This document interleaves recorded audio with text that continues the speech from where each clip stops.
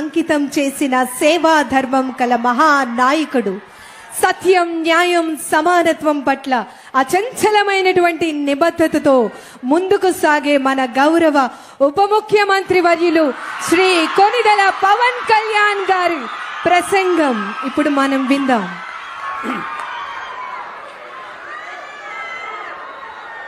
స్త్రీ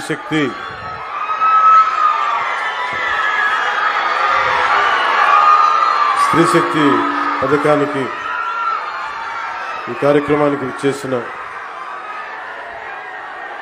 మూల విరాట్ ఆడపడుచుల కష్టాలకి అండగా ఉండాలి. కూటమి ఏర్పడ్డ తర్వాత ఎన్నికల ముందు సూపర్ 6 గురించి మాట్లాడుకుంటున్నప్పుడు ప్రత్యేకించి గౌరవ ముఖ్యమంత్రి శ్రీ నారా చంద్రబాబు నాయుడు గారు అన్న మాటలు నాతోటి ఉచిత బస్సు సౌకర్యం కల్పించాలి. నేను వారిని ఒకటే అడిగాను, మనకున్న ఆర్థిక ఇబ్బందుల్లో దీన్ని ఎలా ముందుకు తీసుకెళ్తారు సార్, అది నెరవేర్చగలమా అనే నాకు ఒక సందేహాన్ని వెలుబుస్తే ఆయనకున్న అపారమైన అనుభవం ఈ రోజున నేను భరోసా ఇస్తున్నాను, ఎట్టి పరిస్థితుల్ని ముందుకు తీసుకెళ్తామని చెప్తే ఈ రోజున ఆయన ఇచ్చిన మాట నెరవేర్చడం, ఇది ఆయన ఈ అనుభవానికి ఆయన కమిట్మెంట్కి ఒక చాలా బలమైన నిదర్శనం. అలాంటి ముఖ్యమంత్రి శ్రీ నారా చంద్రబాబు నాయుడు గారికి నా హృదయపూర్వక నమస్కారాలు. ఆడపడుచు అందరి తరపున వారికి కృతజ్ఞతలు తెలియజేసుకుంటా ఉన్నాను.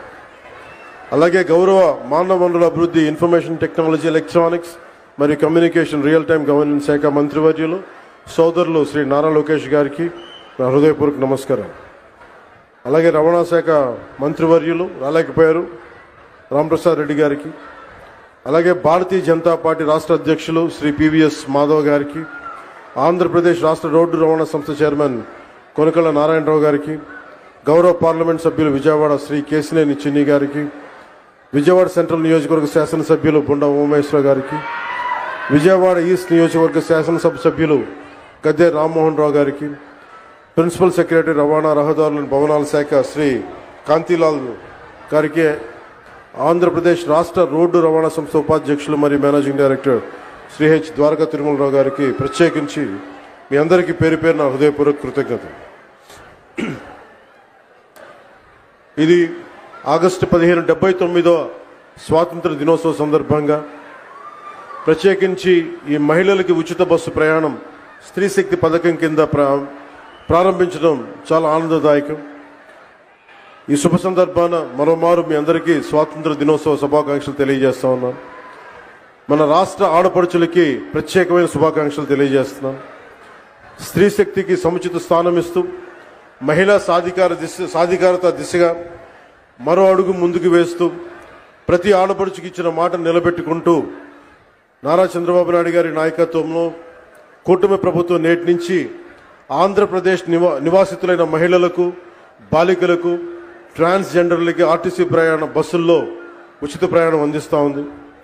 ఈ పథకాన్ని అమలు చేయడానికి కూటమి ప్రభుత్వం ఏటా సుమారు 2000 కోట్ల రూపాయలు ఖర్చు చేస్తూ ఉంది. గత ప్రభుత్వ అస్తవ్యస్త విధానాలతోటి కుదేలైన ఆర్థిక వ్యవస్థ గాడిలో పెడుతూనే, ఒకవైపు పెట్టుబడులను ఆకర్షిస్తూనే సూపర్ 6ని చాలా సమర్థవంతంగా ఒక్కొక్క హామీని చాలా బలంగా ముందుకు తీసుకెళ్తున్నారు శ్రీ నారా చంద్రబాబు నాయుడు గారి నాయకత్వంలోని కూటమి ప్రభుత్వం. ఇచ్చిన మాట మేరకు ప్రతి విద్యార్థి తల్లికి వందనం పథకం అమలు చేశాం. దీపం 2 పథకం కింద మహిళలకు ఇప్పుడే 2 విడత లబ్ధిదారులకు గ్యాస్ సిలిండర్లు ఉచితంగా ఇచ్చాం. స్త్రీ శక్తి పథకంతో మహిళా ప్రయాణికులకి ఉచిత బస్సు సౌకర్యం అందించేందుకు ఏపీఎస్ఆర్టీసీకి చెందిన 8,458 బస్సులు ఉచిత ప్రయాణానికి అందుబాటులో ఉంటాయి. ప్రభుత్వం ఎంపిక చేసిన 5 రకాల బస్సుల్లో నిర్ణీత గుర్తింపు కార్డు, అది ఆధార్ కావచ్చు, ఓటర్ ఐడి కావచ్చు, రేషన్ కార్డు కావచ్చు, లేదా రాష్ట్ర మరియు కేంద్ర ప్రభుత్వ ఐడిని చూపించి రాష్ట్రం మొత్తం ఎలాంటి ఆంక్షలు లేకుండానే తిరిగేందుకు ప్రభుత్వం ద్వారా అవకాశం కల్పిస్తున్నాం. Palle Velugu, ultra Palle Velugu, express, city ordinary, city metro express బస్సుల్లో మహిళలంతా ప్రయాణించవచ్చు. మహిళా ప్రయాణికులందరికీ 0 షేర్ టికెట్ జారీ చేసి ప్రయాణానికి అనుమతిస్తారు. ఉచిత ప్రయాణంతో పాటు మహిళా ప్రయాణికుల భద్రత కూడా కూటమి ప్రభుత్వం అత్యంత ప్రాధాన్యత ఇస్తుంది. ప్రతి బస్సులోనూ సీసీ కెమెరాలు ఏర్పాటు చేయడంతో పాటు మహిళా కండక్టర్ల వద్ద బాడీ అంటే ఒంటి మీద వేసుకునే కెమెరాలను కూడా ఏర్పాటు చేయబోతా ఉన్నాం.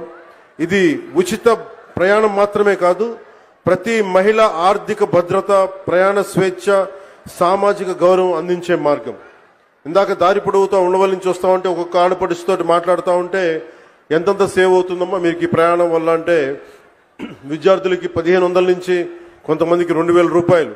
నిజంగా ఒక 1,500, 2,000 రూపాయలు ఒక సగటు ఆడపడుచుకి ఇది మనకి పొదుపు చేయగలుగుతున్నాం అంటే దానికి దూరదృష్టి ముందుకు తీసుకెళ్లిన గౌరవ ముఖ్యమంత్రి శ్రీ నారా చంద్రబాబు నాయుడు గారికి సంపూర్ణంగా ఈ గుర్తింపు ఆయనకి రావాలి. అలాగే మేమందరం ఈ రోజు ఇంత బలంగా చేయగలుగుతున్నాం, ఇలాంటివి ఇన్ని పథకాలను ముందుకు తీసుకెళ్తున్నాం, పెట్టుబడులు ఆకర్షించగలుగుతున్నామంటే 2 కీలకమైనవి. ఒకటి, మీరు మా మీద భరోసా పెట్టారు. మేము ఎలక్షన్ సమయంలో మీకు చెప్పాం, మీరు చంద్రబాబు నాయుడు గారి మనకి నేతృత్వంలో ఉన్న కూటమి ప్రభుత్వాన్ని మీరు అండగా నిలబడండి, మేము మీకు అండగా నిలబడతాం. అలాగే భారతీయ జనతా పార్టీ, మనకి ప్రధానమంత్రి గారి నేతృత్వంలో భారతీయ జనతా పార్టీ ఎన్డీఏ ప్రభుత్వం, మీరు నిలబడండి, మేము మీకు అండగా ఉంటామని తెలియజేస్తే, అది మీరు మా మీద పెట్టిన భరోసా ఈ రోజున మీకు ఉచిత బస్సు ప్రయాణం తీసుకొచ్చింది.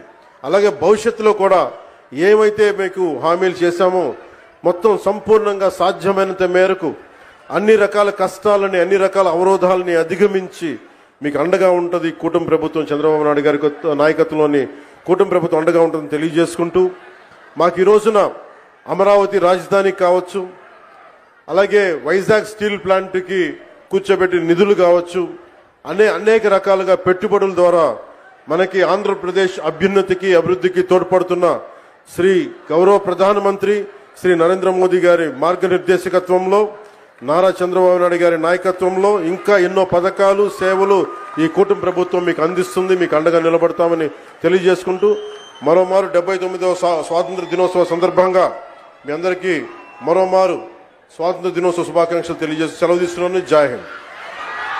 ధన్యవాదములు సార్.